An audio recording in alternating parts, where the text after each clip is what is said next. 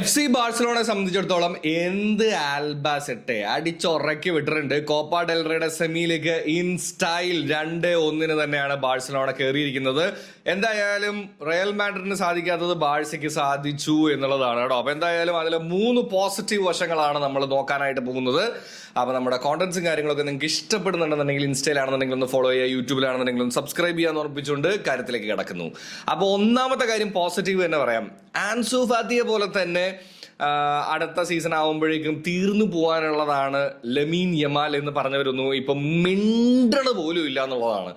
What A performance and what A player എടുത്ത് തന്നെ പറയണം കേട്ടോ. കാര്യം എന്താണെന്ന് വെച്ച് കഴിഞ്ഞ് കഴിഞ്ഞാൽ പുള്ളി ഫുള്ളി ഫിറ്റ് അല്ല, അപ്പോഴാണ് ഈ പെർഫോമൻസ്. ആൻഡ് യമാൽ പറഞ്ഞതുപോലെ പുള്ളിയുടെ ബെസ്റ്റ് ഇനി വരാനിരിക്കുന്നതേ ഉള്ളൂ എന്നുള്ളതാണ്. രണ്ടാമത്തത് ഒരു നെഗറ്റീവ് പറയാം. ഇതുവരേക്കും നമ്മൾ എപ്പോഴും പറഞ്ഞുകൊണ്ടിരുന്നത് ഡിഫൻസ് ആണ് പ്രശ്നം, അതിൽ ഒരു മാറ്റവും ഇല്ല എന്നുള്ളതാണ്. പക്ഷേ കഴിഞ്ഞ മത്സരത്തിൽ ആൽബാസെറ്റിക്കുള്ള മത്സരത്തിൽ നോക്കുകയാണെന്നുണ്ടെങ്കിൽ ഡിഫൻസ് അത്യാവശ്യം നല്ല രീതിയിൽ ഒരുപാട് സേവുകളും കാര്യങ്ങളും ഒക്കെ നമുക്ക് കാണാൻ പറ്റി എന്നുള്ളതാണ്. പക്ഷെ പ്രശ്നം എവിടെയായിരുന്നു?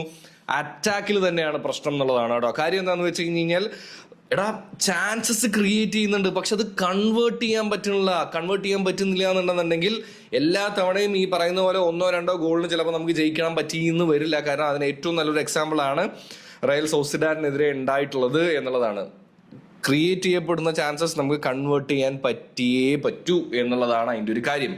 മൂന്നാമത്തെ കാര്യം എന്ന് പറയുന്നത് ആസ് യൂഷ്വൽ ഞാൻ നേരത്തെ എപ്പോഴും ബാഴ്സയെ കുറിച്ച് പറയുന്നത്, ബാഴ്സ ഈസ് ഓൾവേസ് ആ family more than A club. അതിനുള്ള ഏറ്റവും നല്ലൊരു എക്സാമ്പിൾ തന്നെയാണ് അറോഹോയുടെ കാര്യത്തിൽ കാണാൻ പറ്റുന്നത്.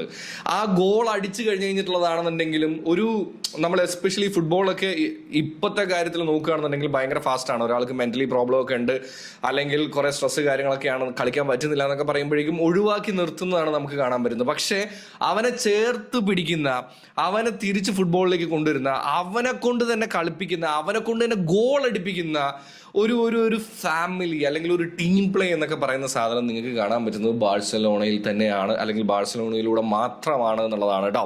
അങ്ങനെ ഒരുപാട് പോസിറ്റീവ് കാര്യങ്ങൾ ആൽബാസെറ്റയ്ക്കെതിരെയുള്ള മത്സരത്തിൽ കോപ്പ ഡെൽ റേയിൽ നമുക്ക് കാണാൻ സാധിച്ചു. എന്താണ് നിങ്ങൾക്ക് ആ മാച്ചിൽ തോന്നിയെന്നുള്ളത് താഴെ കമന്റ് കയറും.